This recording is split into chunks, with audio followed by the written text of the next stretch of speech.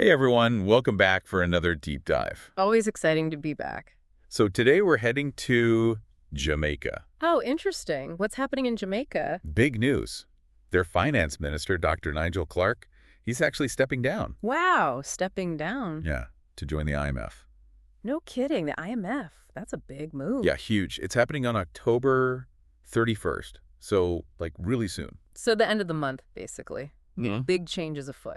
Exactly. And, of course, everyone's wondering, like, who's going to fill his shoes? Right, who takes over? Makes you think, what kind of shoes are we talking here? Well, hopefully ones that can handle some serious economic pressure. Good point. High heels probably not ideal for this situation. Probably not. So we're diving into an article from Pasted Text, Okay. a Jamaican news site, to see if we can figure out what's next. Excellent. Looking forward to it. Yeah. This is a big deal for Jamaica. I mean, the finance minister. Right. And the timing. This article highlights it, too, how it's just 2 days away. I know, right? Talk about a last-minute scramble. Like, get those applications in, people. 2 days to apply for finance minister. Seriously. So who are the potential candidates? Any names in the article? Well, one name that pops up is Fayval Williams. Fayval Williams, okay. And who is she? Right now, she's the MP, the Member of Parliament for Eastern St. Andrew. Okay. And Dennis Chung, he's a financial accountant, a big name in Jamaican finance. He's quoted in the article saying she could be a good fit. Okay, so she's got some support from the experts. And so So what makes her qualified for the job? What's her background? she's got a pretty interesting mix of experience, actually. Okay, lay it on me. She's held a few different ministerial roles, so she knows how the government works. Okay, so government experience, check. Check. And a lot of those roles involved finance and the public service. So she knows the ins and outs of public finance. Exactly. But here's the twist. She also spent several years in the private sector. Really? Yeah. She held some pretty important positions at companies like Jamaica Money Market Brokers, also Burrito Investments. So she's got both sides of the coin. That's pretty unique. It is. Government and business. So does all this make her the top contender? It's tough to say. She's definitely got a good mix of skills, right? Yeah. But we got to remember, Jamaica's economy, it's facing some serious challenges right now. Oh, yeah, definitely. It's not exactly smooth sailing. No. Inflation, it's up there. Growth is slow. And the debt burden, significant. You're painting a pretty tough picture here. Yeah. The next finance minister, they're going to need more than just, like, a good resume. Right. They need to be able to make some tough choices. Totally.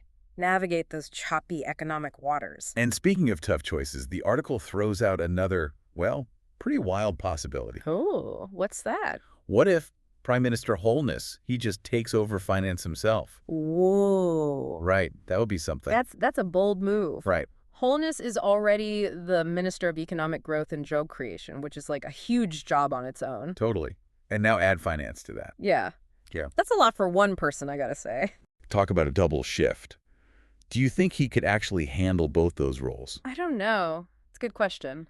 On the one hand, you could argue having one person in charge of, like, both economic growth and finance, it could streamline things. Okay, so less bureaucracy, faster decisions. I could see that. Yeah. And a more unified approach, right? Right, so less chance of things getting lost in translation between departments. Exactly.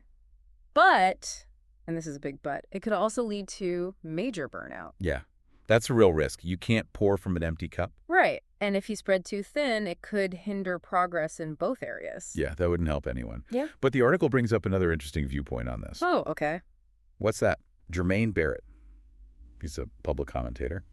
And he actually sees Holness taking over finance as a positive thing. Really? Yeah. He calls it a strategic power play Strategic power play. Okay. to boost the economy. Interesting. Tell me more. So Barrett's argument is all about leadership. Having a single, strong figure like Holness, it projects stability. Stability. And that kind of stability, it could attract more investors. Yeah. I see. Build confidence in the markets. Exactly. It's like, hey, Holness has got this. Yeah. He's got a handle on things. Right. And that could give the economy that much needed confidence boost. Okay. So I can see how that argument works. But it does feel a bit risky, doesn't it? Oh, for sure. I mean, what if it backfires? It's like putting all your eggs in one very powerful basket. Yeah. And concentrating power like that, it always comes with risks, right? Definitely. I mean, less checks and balances. Right. And that could lead to some questionable decision-making. Yeah, that's never a good thing. So where does all this leave us? Well, with potential successors and some pretty contrasting opinions from the experts. And a whole lot of uncertainty about the future of Jamaica's economy. Absolutely. It's a pivotal moment for them, for sure. So what's next? I guess we wait and see. These next few days, they're going to be crucial.